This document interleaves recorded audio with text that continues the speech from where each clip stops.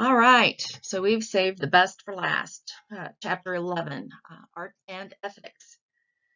Now, Chapter 11 is concerned with perception, susceptibility, and the ethics of art.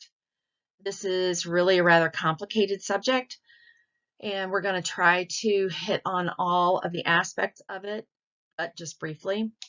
And here we're going to explore the moral responsibility of artists and their rights to represent and create without censorship. Now, morality and art are usually connected in instances where art provokes or disturbs a viewer.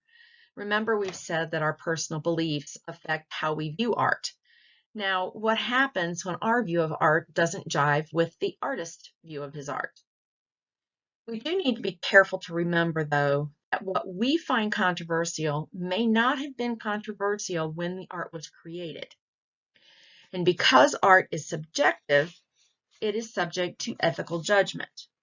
This often happens when the viewer doesn't have a historical context in order to understand the art.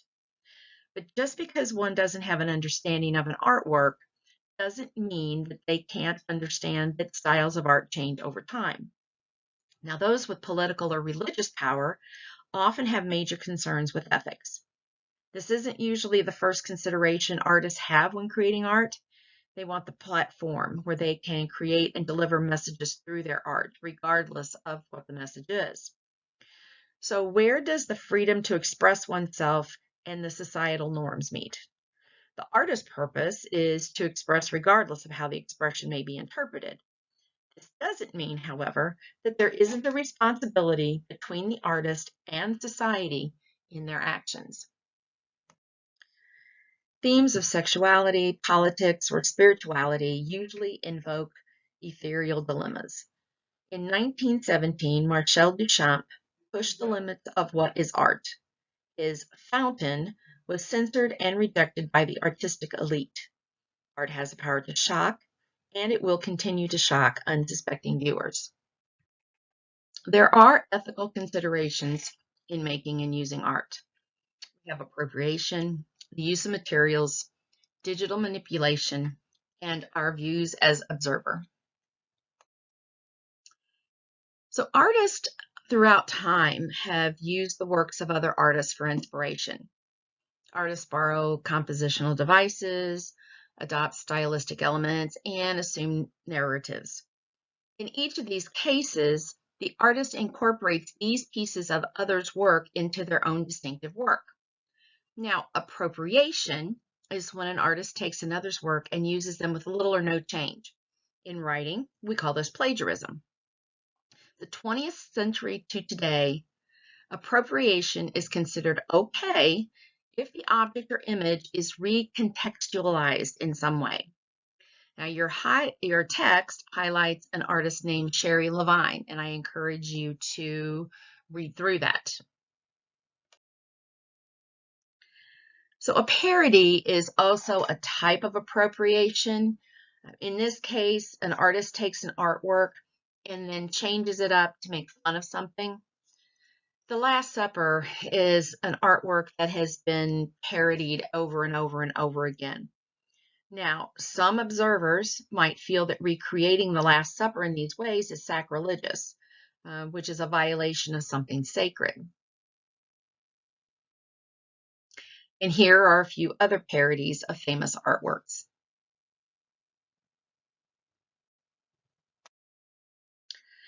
In Chapter 3, we discuss the value of an artwork being affected by the material it is made of.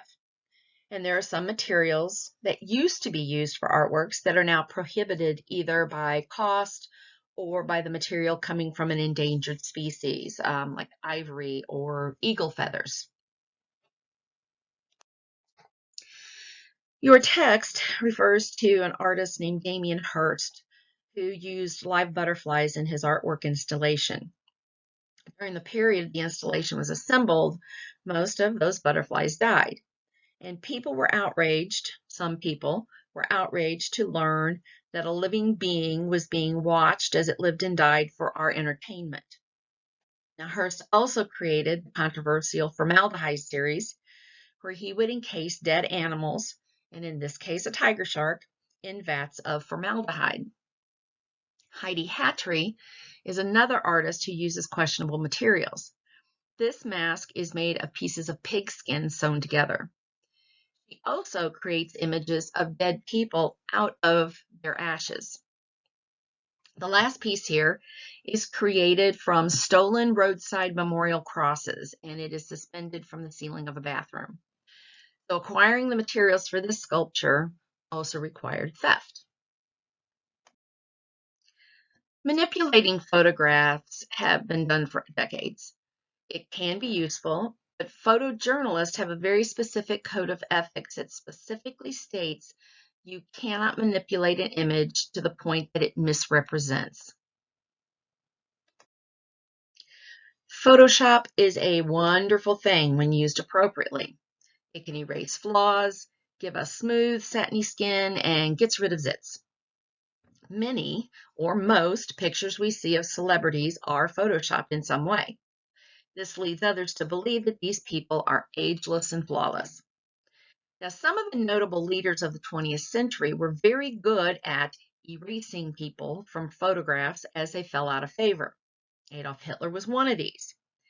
Here, Goebbels has been removed from the photograph as he fell out of favor with Hitler. Now, digital manipulation has created some rather unbelievable images. Now, this particular photograph is explained in your text, and I would encourage you to read that.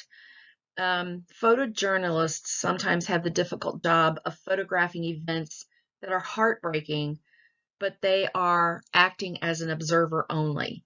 They record the event, but the decision to get involved or offer aid or not get involved or offer aid is a difficult one, and it can lead to long-term psychological issues, as it did with this photographer, Kevin Carter.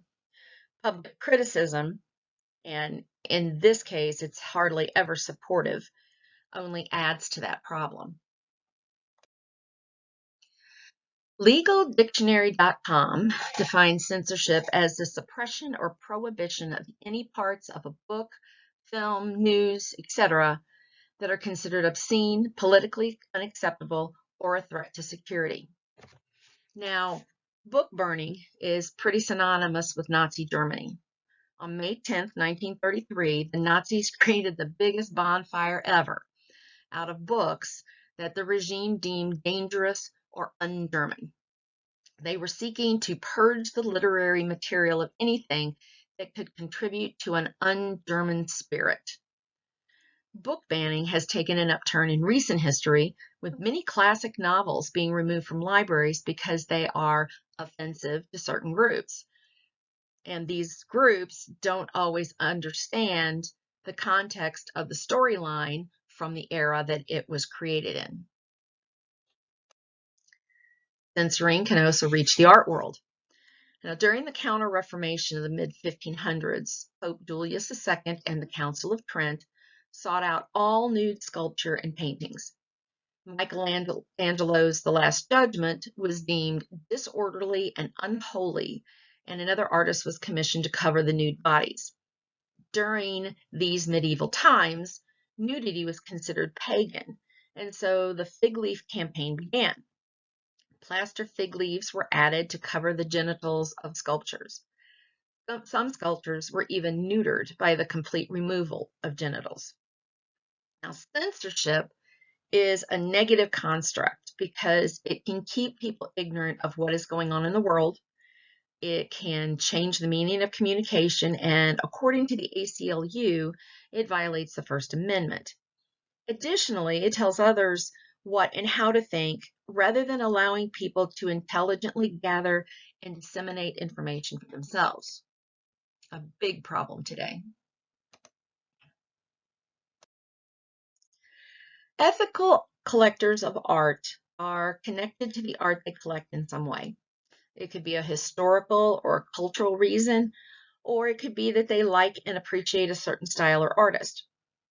People who steal art often do it for reasons other than the appreciation of the artwork. During the Nazi regime, Adolf Hitler began to amass a great deal of artwork. He got rid of the artwork that he deemed un-German, just like he did with the books. Now, much of the artwork was confiscated from rightful owners, many of whom were Jewish. Now, many of these works were destroyed or sold in order that Hitler could buy artwork that he liked and deemed worthy of a German museum, a museum which was never built. The 2014 movie, The Monuments Men, showcased the organization created in 1943 to prevent damage to and return artwork procured by the Nazis to their rightful owners. Now, by 1951, over 5 million works of art had been returned to their owners.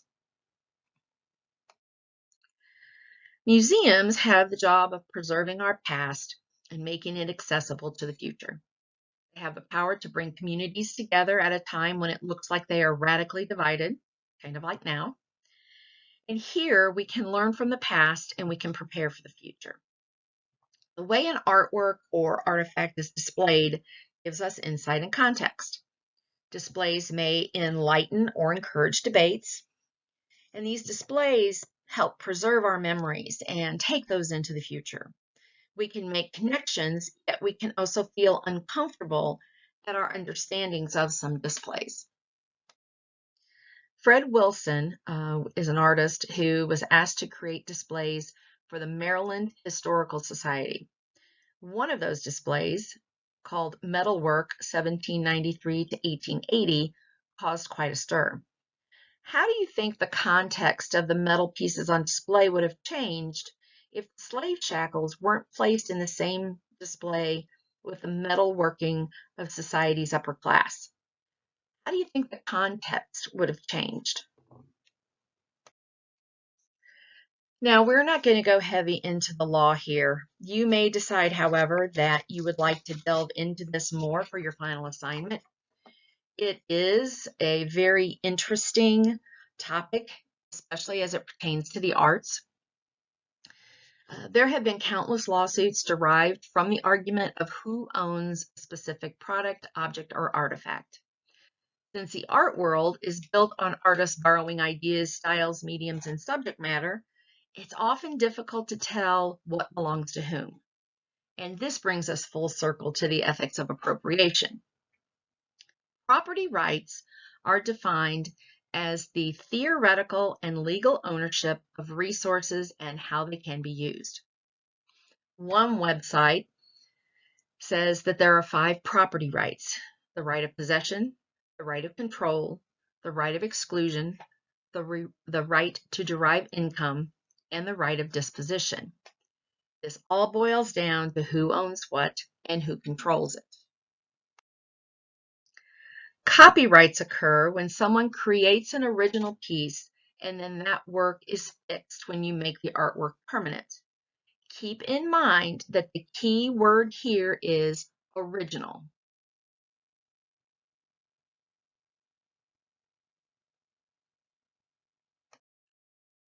The First Amendment states, Congress shall make no law respecting an establishment of religion or prohibiting the free exercise thereof, or abridging the freedom of speech or of the press, or the right of the people peaceably to assemble and to petition the government for a redress of grievances.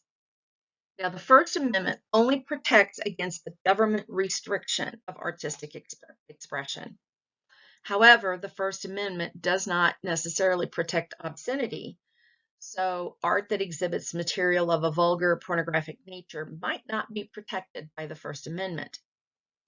One of the most famous lawsuits concerning art was a 1998 case of the National Endowment for the Arts, or the NEA, versus Finley. Finley was an artist who had received an NEA Endowment for the Art grant. So in other words, he was given federal money to pursue his art. Now, this case basically argued whether it was legal for the NEA to reject grant applications for artists who had controversial subject matter. So that's it for the text part of Chapter 11. Stay tuned for your last assignment, which is based on art and ethics.